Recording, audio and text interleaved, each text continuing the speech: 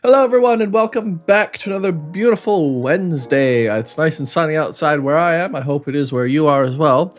And I hope you are ready to delve into more scoring for strings. This week is going to be part 2 of our Scoring for Strings little mini series as we wrap up the string ensembles. And I really hope you guys watched the first episode because this episode is going to have a lot of heavy information in it. I highly recommend you watch the first one before coming into this one because we're going to be building on some topics we discussed previously.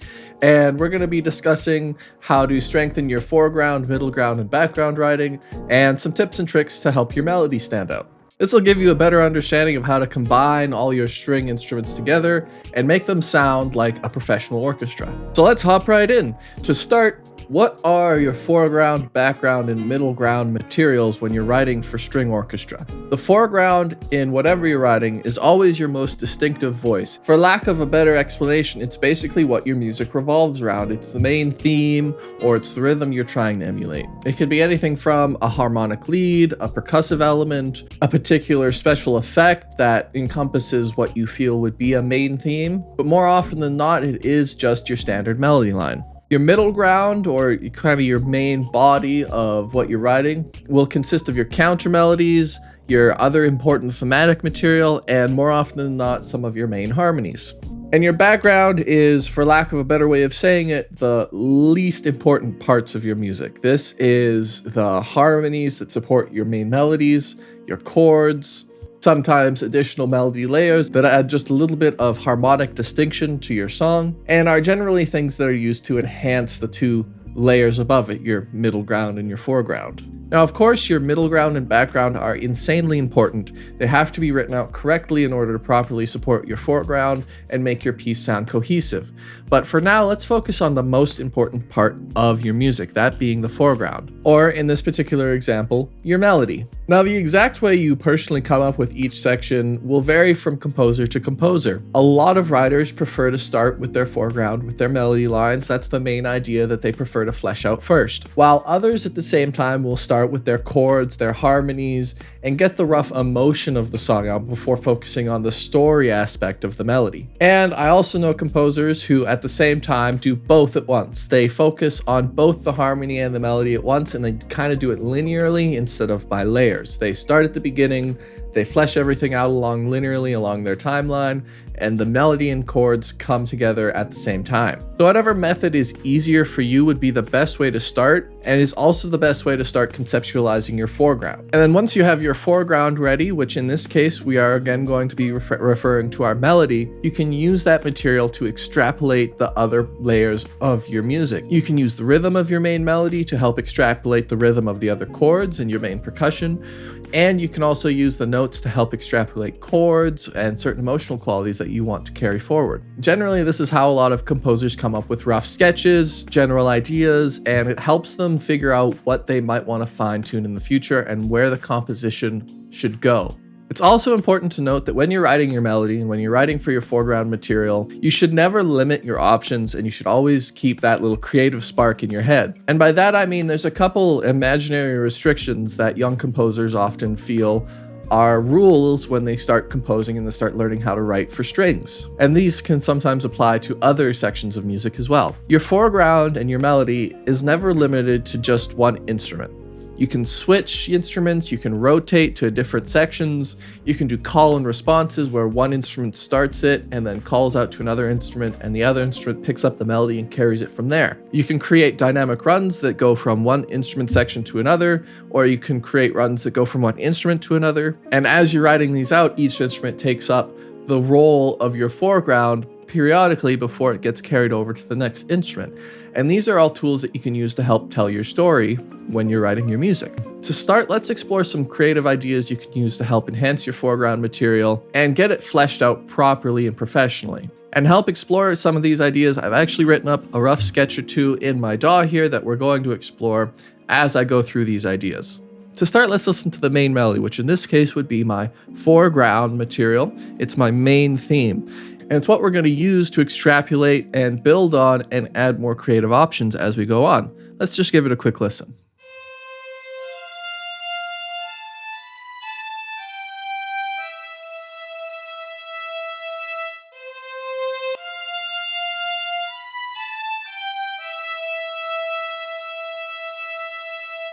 Pretty basic melody, nothing too complicated or robust.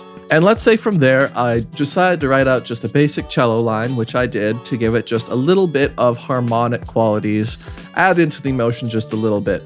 This is kind of going into where the middle ground and background would be before we're actually building on the foreground.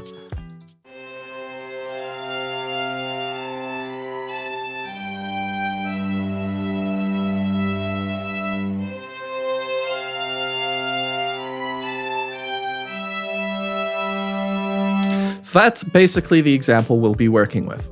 Now, the first thing you might want to consider when building on your foreground is to use multiple instruments, to layer your instruments together. They can be in the same octave, they can be in different octaves, whatever really sounds the best in your professional opinion. In the case of the strings, using both the first and second violins is a very common technique, and you could even double the cello and the viola together, as that makes a really nice texture as well. In this particular example, I decided to add in my viola with my violin. And I personally think you'll be able to tell that it adds a lot of nice qualities right off the bat when the viola comes in.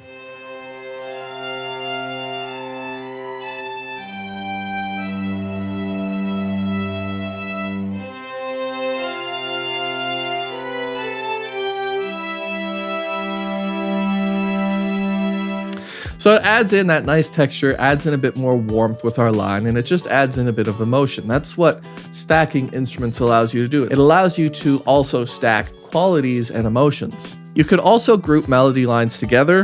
This is a technique where your main melody line is played on a separate instrument with an interval difference, such as seconds, thirds, fourths, fifths, what have you. It's the same general line, it's just shifted up or down on the scale a little bit. And for this, I did it with the violas.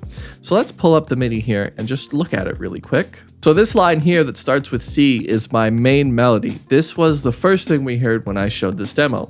This is a line that's playing over top of that with an interval of a third that adds in just a lot more emotional quality. Let's give it a quick listen.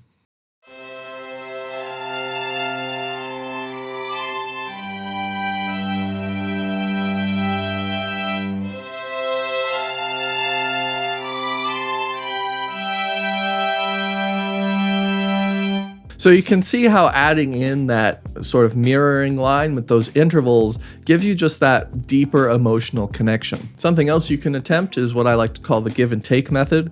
This is where you introduce something and then you remove it right away. In this particular example, we could introduce that harmonic addition right away at the beginning, but then remove it, and we instead switch over to using that octave of the violas underneath to switch characteristics in the middle of the melody.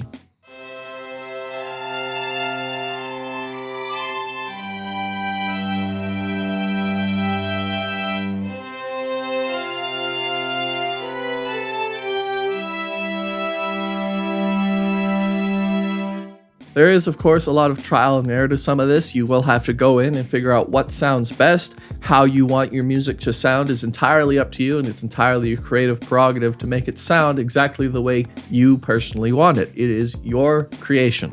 However, incorporating these different techniques, calls, responses, melody layers will definitely add a lot of emotional qualities to your foreground and your middle ground and help you flesh out your writing for strings more. You can further build on how you combine instruments by considering how you use octaves and how you use doublings of instruments. Using octaves and doublings with your strings has a lot of positives for extending your range and the power of whatever you are doubling. Increasing its dynamic range as well as adding a lot of depth and detail are just a couple of the pros of using this method. It is definitely a powerful tool with strings just because they're so homogeneous and they all sound very similar across all of the instruments, and is very common in the violins with Divisi techniques. They'll have half of the first violins play one octave and then they'll have the second half Divisi up an octave, and it adds a lot of texture. The other thing you want to take notice of with your foreground is you do not necessarily want your foreground to outshine all your other sections.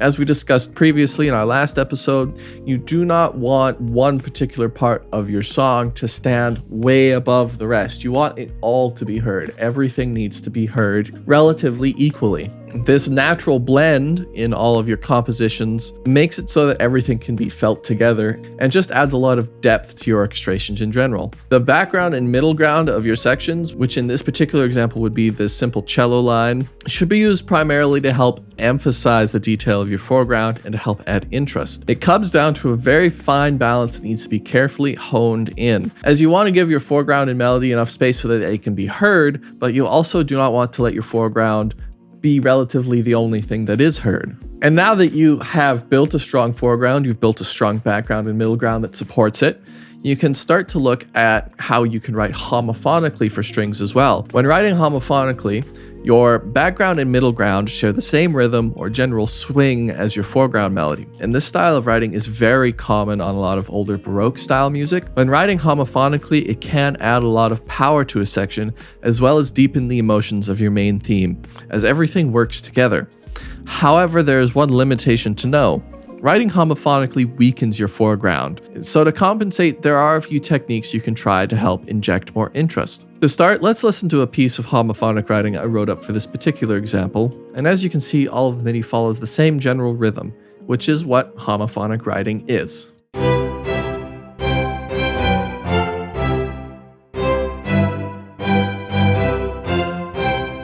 So that would be an example of homophonic writing. Now there are a couple things that are present in this that I've used to help strengthen the melody that I'm about to discuss. The first thing you might want to consider is playing your melody on violins with no nearby accompaniments. In this particular example, I thought that the main violin melody was already standing out enough. However, something you could do to make it stand out more is to remove the viola and the first violin and just let the cello and the bass play along with it. It already sounds like it's standing out a lot more. However, you do sacrifice a lot of that middle ground that helps fill out and flesh out your song. Another couple options you can try are playing melodies specifically on the G string of the violin or isolating your melody to one specific string. You can perform the melody in unison with 3 or 4 different string sections. Your first violins could double the second violins an octave higher, or you could use some of the previous instrument doublings we mentioned, such as the viola and cello, and the viola and the first violin, or the violin and the second violin, to help emphasize that foreground material. In this particular example, we could replace the original viola line we wrote with the line from the second violins, and you would of course want to shift it down so it sits more in the viola range, and then you'd end up with something like this.